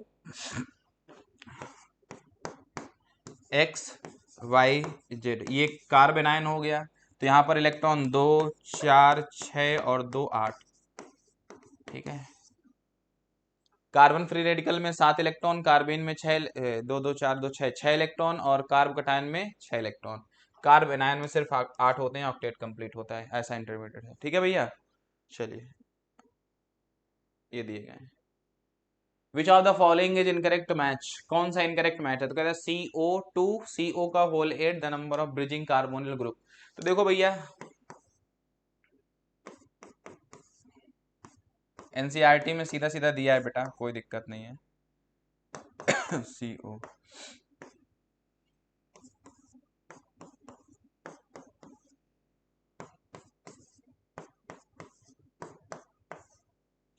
तो आपसे कह रहा है कि the number of bridging carbonyl group 2, तो देखो बेटा 2 ही है भाई, एक ये है एक ही है, बिल्कुल सही बात है। तो इनकरेक्ट मैच पूछा गया।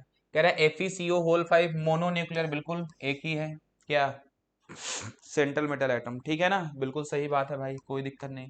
कह रहा है Mn2CO10 the number of bridging carbonyl group R2, ना बाबा ना, इसका बनेगा स्ट्रक्चर तो Mn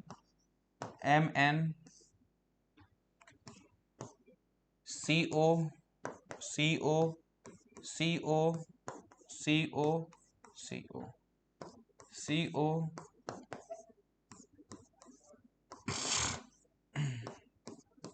ठीक, देख लो ब्रिजिंग है क्या, कोई नहीं है भैया, ठीक है ना, क्लियर हो गया, जीरो कोई भी नहीं है, तो आंसर कौन सा हो जाएगा साहब आपका, थर्ड हो जाएगा।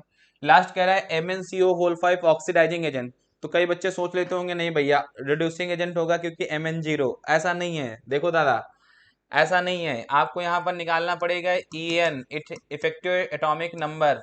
ये कैसे निकालोगे, तो एटॉमिक नंबर सेंट्रल मेटल का कितना, मैग्नीज है 25 हो गया भैया, प्लस बेटा ऑक्सीडेशन स्टेट अगर हम निकालें तो 0, प्लस 2 इंटू कोऑर्डिनेशन नंबर कितना, तो ये आ गया आपका 35।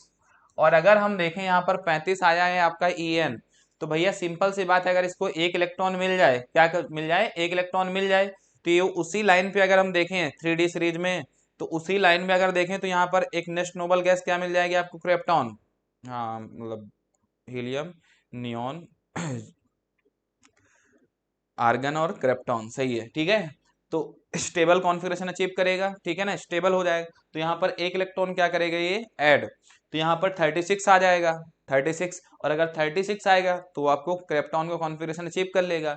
इस वजह से आप कह सकते हो कि किसका काम करेगा, ऑक्सीडाइजिंग एजेंट का, तो बिल्कुल कंफ्यूज ना हो, EAN निकाल लो। जैसे कभी भी आपको स्टेबिलिटी देखना हो तो आप हमेशा ऐसे देखो EAN के, EN से अगर कोई दो कंपाउंड दिए गए हैं कोऑर्डिनेशन कंपाउंड और आपने EN निकाला, एक आपका अचीव कर रहा है एक नहीं कर रहा, तो जो अचीव कर रहा है भैया वो क्या हो जाएगा आपका ज्यादा स्टेबल, कौन सा, जो उसी लाइन में आप आगे चले जाइए नेक्स्ट नोबल गैस, ठीक है ना, हाँ ऐसे बोल दिया जाता है जो भी नोबल गैस सामने आए। देखो बेटा ये सारे स्ट्रक्चर दिए गए हैं आपके, ये आपका Mn2, इसमें कोई भी नहीं है ब्रिजिंग, और एक आपका ये दिया गया था, देखो बच्चा इसमें भी कोई, इसमें 2 ब्रिजिंग है और 2 हम लोगों ने दिया भी था। आगे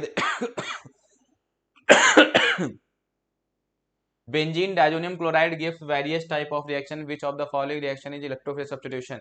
देखो बेटा सीधा सीधा रिएक्शन करो, CO2 Cl2 दिया है भैया, दिख नहीं रहा होगा तो मैं लिख दूं HCl, तो ये कौन सी रिएक्शन हो जाएगी, न्यूक्लियोफिलिक, ठीक है।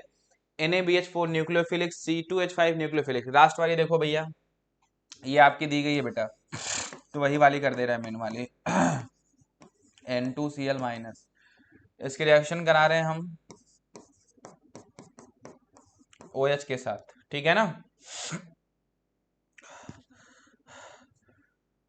देखो ये किसका काम करेगा, प्लस इलेक्ट्रोफाइल, ठीक है ना, तो यहां से बन जाएगा आपका फाइनल प्रोडक्ट, कोई दिक्कत, सही से करिएगा भैया।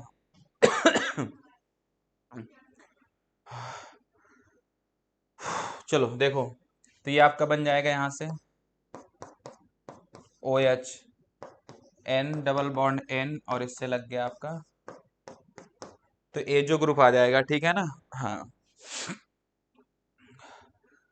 तो ये किसका काम करेगा, इलेक्ट्रोफाइल का, तो ये रिएक्शन कौन सी हो जाएगी, इलेक्ट्रोफिलिक सब्स्टिट्यूशन रिएक्शन, कौन सी हो जाएगी बच्चों, इलेक्ट्रोफिलिक सब्स्टिट्यूशन रिएक्शन।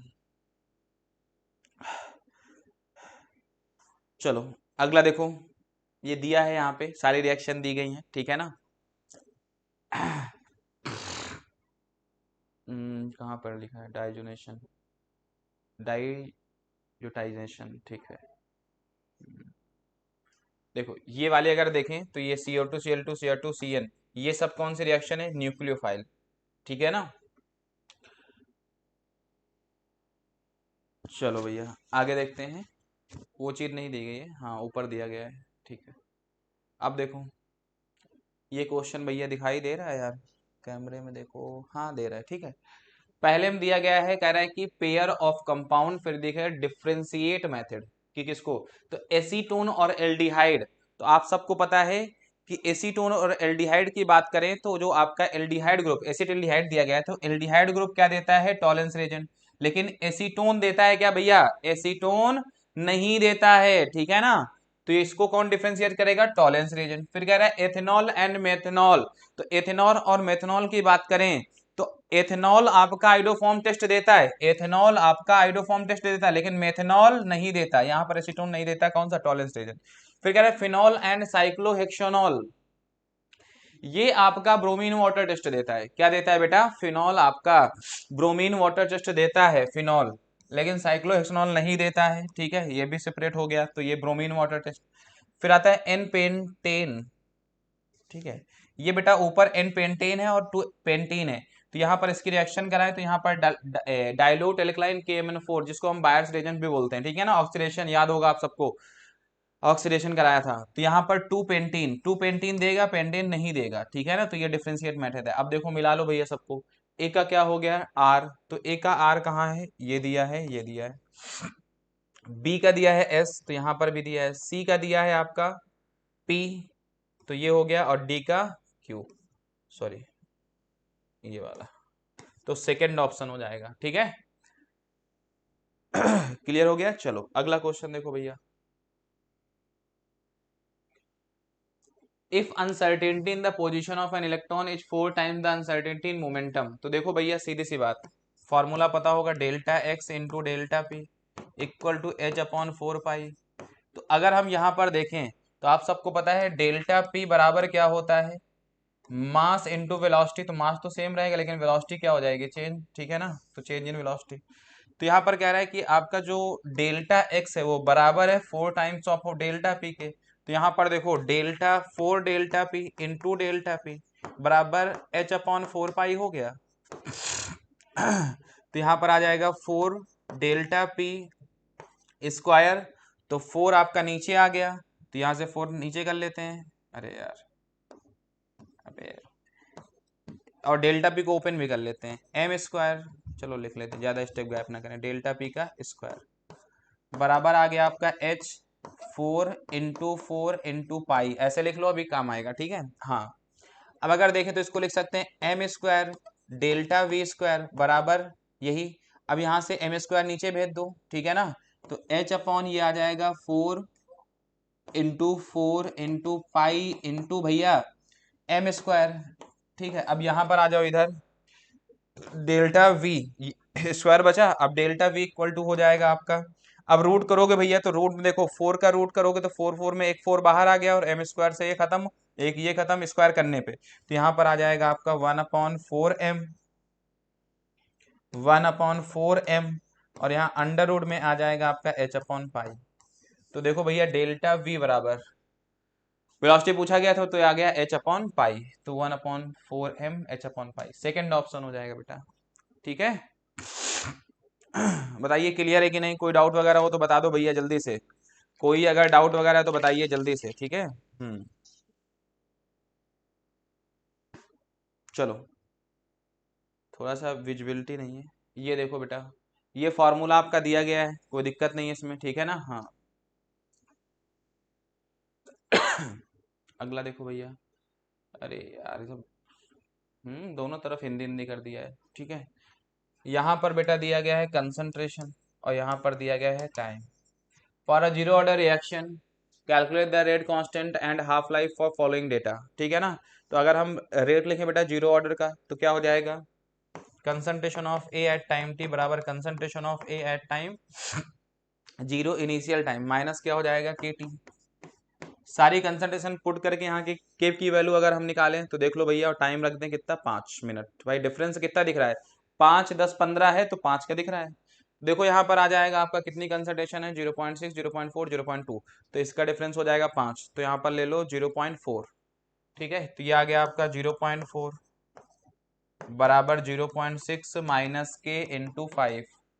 तो यहाँ से के बराबर कितना आ जाएगा, 0.6, 0.552, 0.2 डिवाइड बाई 5, तो 0.04। ये आ गया बेटा आपका 0.04। रेट कांस्टेंट के आ चुका है 0.04। ठीक है ना। अब देखो टी हाफ अगर हम बात करें जीरो ऑर्डर की, तो वो क्या होती है, इनिशियल कंसंट्रेशन अपॉन 2 के। तो इनिशियल कंसंट्रेशन आपको दी गई है, ठीक है ना। 0.6 कैसे पता चलेगा, अरे जीरो पे दी गई भाई, तो उस समय एक्शन स्टार्ट नहीं हुआ तो टाइम कितना था, जीरो था। ठीक है। अब देखो भैया आगे अगर देखें तो into zero initial upon 2 into के दिया गया है कितना, 0.04। तो यहाँ से T1/2 कितना आ जाएगा, 0.6, 0.04 को ऊपर ले जाओ तो 552। तो ये आपका आ जाएगा 7, 0.6 अपॉन 0.08। तो ऐसे कर लो 0.6 अपॉन 0.08, तो ये 7.5 के समथिंग आएगा। ठीक है, मिनट आ चुका है आपका, क्योंकि यहाँ पे मिनट में दिया है। लेकिन आंसर भैया किस में दिया गया है, सेकंड में दिया गया है, तो इंटू कितना कर दो, 60। तो यहाँ से आ जाएगा T1/2 इंटू 7.5 इंटू 60। 7×42.5 है, 6×5 30, 30, 42, 30, 45, 0, 450। तो 0.04 मोलर पर मिनट और 450 सेकेंड। तो क्या फोर्थ आंसर हो जाएगा आपका, फोर्थ। ठीक है बच्चा, क्लियर हो गया। चलिए अगला क्वेश्चन देखो भैया, ये दिया गया है जीरो ऑर्डर की रिएक्शन, तो यही लिया था हमने। ठीक है, पूरा ओवरऑल सॉल्व करने पे ये the oxidation state of chromium in CrO5। तो देखो बेटा ये क्रोमियम है,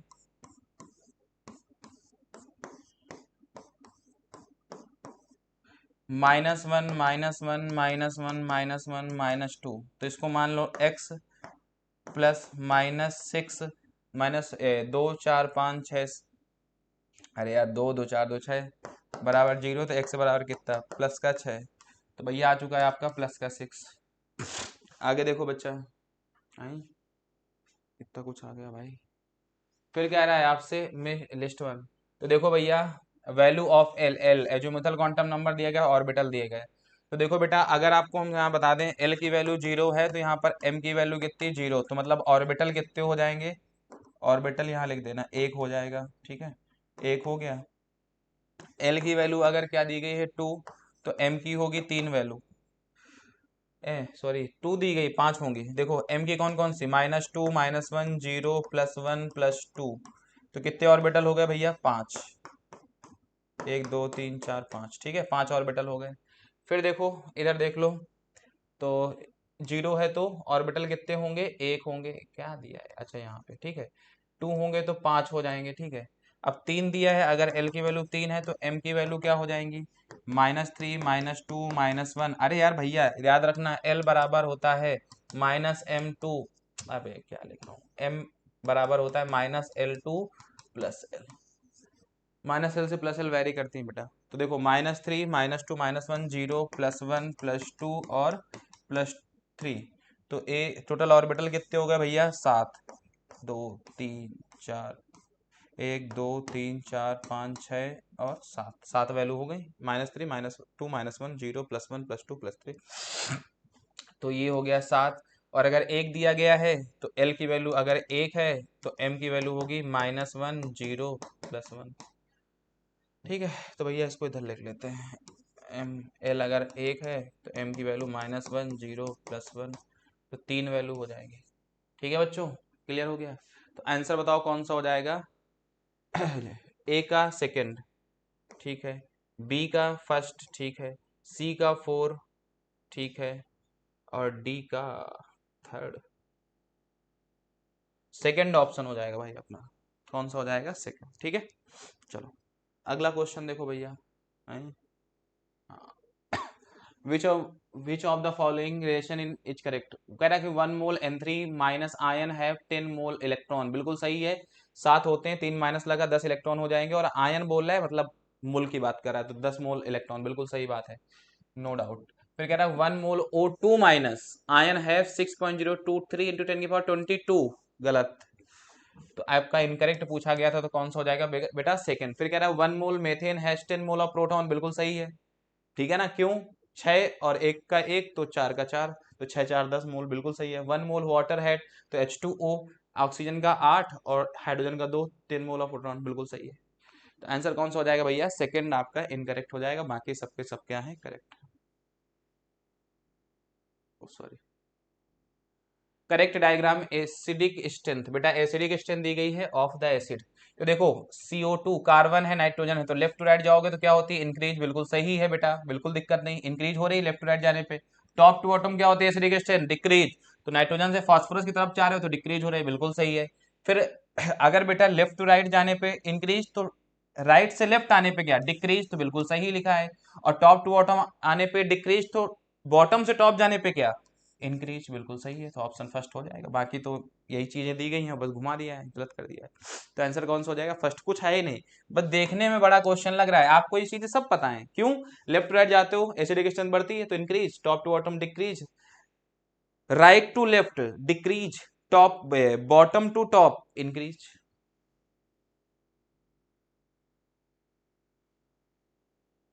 the correct statement, the bleaching action of SO2 is due to oxidation, नहीं बिल्कुल नहीं होगा भैया, ठीक है ना?